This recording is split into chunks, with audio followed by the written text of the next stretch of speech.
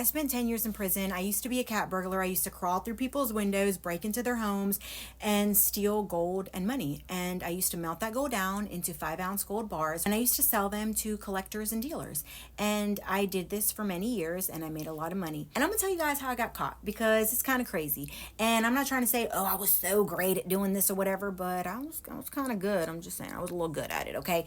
I'm gonna tell you guys how I got caught, because it wasn't by my own doing. So when the police raided my house, they were there on a hunch. And the reason they were there was because there was a surplus store, which back then was something comparable to like a Home Depot, but it was like a mom and pop owned one. So they sold screens, toilets, little handles for the flusher, sinks, stuff like that. This guy that owned this shop, he had a refinery, which is a machine that melts down gold.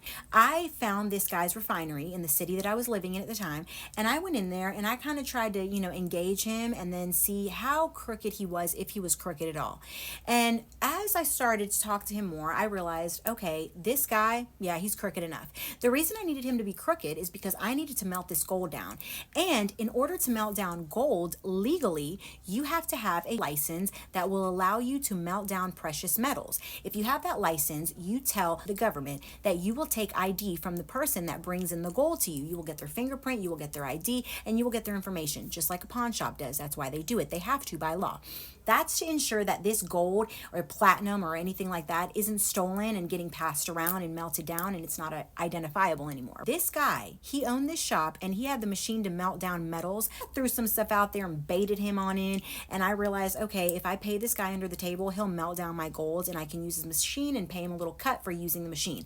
And that's just what I did. I continued to do that for a long time, years, okay? Now, as that was happening, he was also being watched, and they were doing surveillance on his shop for other crooked stuff that he was doing that had nothing to do with me, and I don't even know what it was about. But as they were watching his shop, they also saw me, a girl, coming and going every single week, multiple times a week, coming in dressed fairly nicely with a purse, coming out every time with the same purse. It doesn't look like I'm ever buying anything. It doesn't look like I'm ever doing anything in there. Why am I going into the shop all the time? So clearly I must be involved in his shenanigans.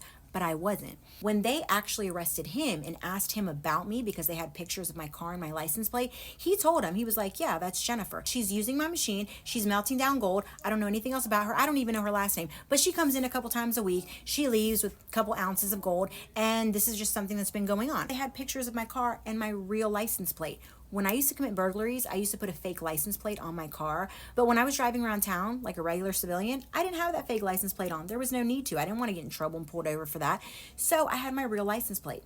And when they saw my real license plate, they pulled up my info and they saw that it was me and that I had had a couple little hiccups with some burglaries. So after he told them everything about me that he knew, which wasn't much, I don't even know if it ended up helping him or not, but they decided they were going to pay me a visit. Now, this whole thing was sketchy and shady, because they should have paid a visit to my apartment, but instead they ended up paying a visit to my baby daddy's house.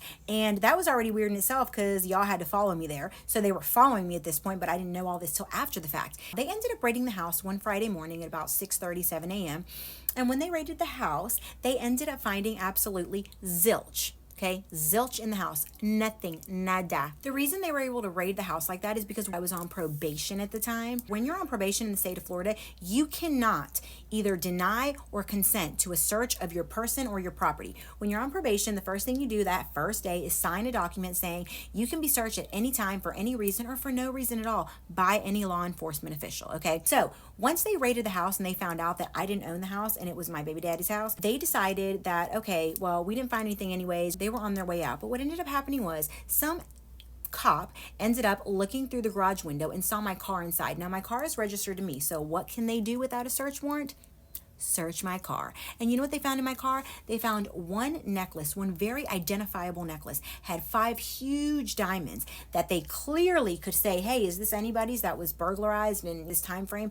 When people get burglarized, they usually try to find pictures of identifying pieces of jewelry that was stolen so they can match it back to that house. They had a picture of this necklace. Not only that, but they also found fake license plates in my trunk, which clearly was just a no-no, okay? They could hold me just for that. Now, when they found this necklace, they ended up arresting me and they took me down to the station, and then some homeowner came about and ended up saying, yes, that's my necklace. That necklace is what sunk me. They never had one piece of evidence against me, but they scared the living bejoodles out of me by saying, hey, we're going to give you 15 years for this burglary, we're going to give you 5 for grand theft, and we're going to give you another 15 for dealing in stolen property and trafficking across state lines because you're sending this gold out to people in different states, and that could even go federal. So guess what? I was looking at like 22 plus years. I was scared, y'all. I'm not gonna lie. I was scared. So I said, okay, I'm a cop, and I'm gonna just plea out. I pleaded out. I got 10 years. I went to prison for 10 years, and it was all because, well, it was all because I was doing wrong, okay? I was cat burglar, but I'm just saying it's because I got caught because homeboy, doodle butt guy, ended up snitching on me. That one piece of evidence that they scared the living daylights out of me with. It was found in my car. There was no way out of it. Other than that, they didn't have a fingerprint, one eyewitness, nothing, not a shred of evidence. But I was scared. And as the state normally does, they kind of bully you into taking a plea deal. So I did. And off I went to prison for 10 years, pregnant with my first and only child, okay? Anyways, that's the story of how I got caught.